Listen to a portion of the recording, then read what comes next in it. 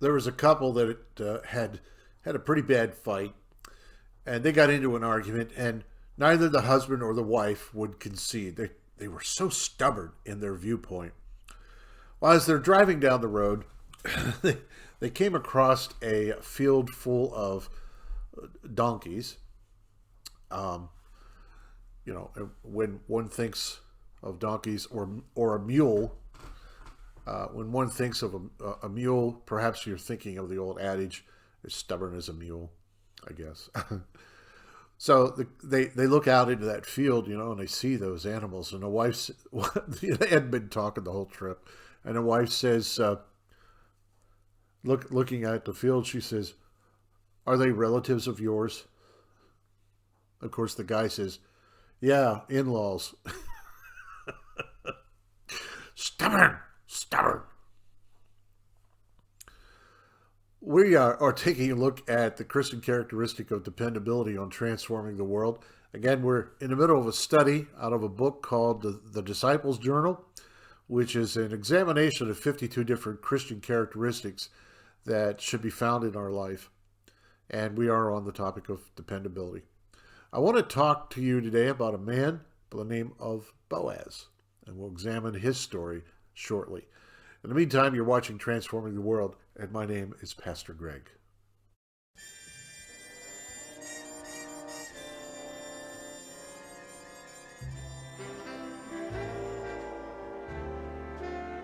Well, the Old Testament story of Ruth, it's a great story. I want to, it's a beautiful story. It's situated just prior to the rise of King Saul and King David. In the chronology of things, the story of Ruth happens about a generation or two before we meet King David. And it's important too because a guy by the name of Boaz and a woman by the name of Ruth, they are David's ancestors. Ruth was a Moabite woman. Her mother-in-law was Naomi. Naomi and her husband had moved to Moab because of a drought. And of course, Naomi had two sons. Well, while they're living in Moab, these two boys get old enough and they marry Moabite women. The tragic part of the story is not only does Naomi's husband die, but so too does both of her sons. So you have Naomi, who is a widow, and then her two daughters-in-law, who have become widows. And not able to fend for themselves in Moab, Naomi decides she's going to go back to Jerusalem, to Bethlehem. That's where they originally were from. Her husband would have owned a parcel of land there in Bethlehem. It would have belonged to him. Not sure what she was going to do. Naomi sets out to go back to Bethlehem, and Ruth decides to tag along. Long story short, they get there to Bethlehem, and they meet a guy by the name of Boaz. Now, Boaz was closely related to Naomi's husband. There were some relatives there in Bethlehem related to Naomi's husband. One fellow who was closely related, he was asked to do something and provide for Naomi and for Ruth, but he refuses to. The guy, all the guy wanted was the land. He did not want to fulfill his obligations, and the obligations, according to Jewish law, was to do something which is called to become a family redeemer. And a family redeemer would be, in this particular instance, you have Naomi, who's too old to get married, or too old to have children, and you also have this Moabite woman called Ruth.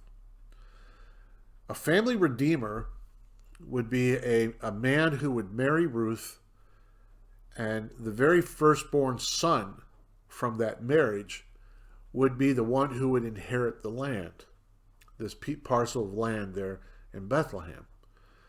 The family redeemer would not get the land. It wouldn't be his. It would belong to this firstborn son, so that the land would stay in the line of the family. And this other fellow who's closely related to Naomi, all he wanted was the land. He did not want to fulfill his obligations as a family redeemer. But Boaz does what is right.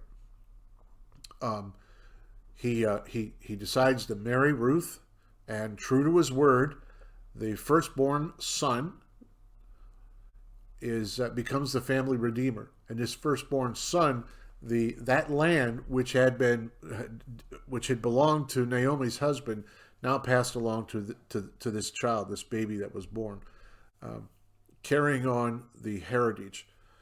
And I don't want to spend time talking about the fact that women could not own property or do business back in ancient Israel. That doesn't make sense to me. I don't get it. But that was the way it was. So a guy, only a male, could own the land.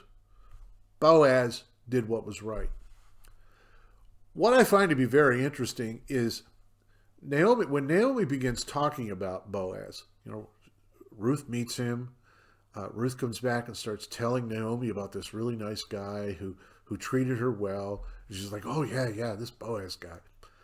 And one of the things that Naomi says is that, my paraphrase is that he'll do what is right, because that's who Boaz is. He does what is right. Give him time, but he will do it the right way, and he will keep his word. I really appreciate that insight into Boaz. Because you just went through the book of Judges. You just finished reading about Samson. I mean, Samson, talk about a flighty guy. I mean, you begin to lose faith, and you think to yourself, is there really any one honorable, righteous person left here in the land of Judah, in Jerusalem, or in Israel? It sure doesn't seem like anyone is. I mean, Gideon comes along, he does something every now and then. So you come to Ruth, and you're thinking to yourself, is there a dependable person left in Israel? And then you meet Boaz. I really like that. I really like the story of Boaz. It warms my heart as I'm reading through the biblical narrative. Because Boaz was dependable, trustworthy, a man of his word. I like that. It warms my heart to see that there is a person with honest lips, a person in Old Testament Israel, a person who was other focused. It's this same Boaz. It's like when we are harvesting, don't pick up every piece of grain. Don't harvest all the way to the edge of the field. That's for the poor. I mean, talk about a man of integrity. Boaz is a champion. He was dependable, trustworthy, honest, a man of his word. And his reputation preceded him. Which makes me ask the question, what characteristic would people think of when they hear your name? If a person were to read your story, or if a person were to write about your life, what characteristic would become predominant in that story? Would they call you dependable? Would they call you faithful? Would they call you trustworthy? I'll let you stew on that one. As tomorrow we'll spend one more day tomorrow talking about dependability. In the meantime, you have been watching Transforming the World, and my name is Pastor Greg.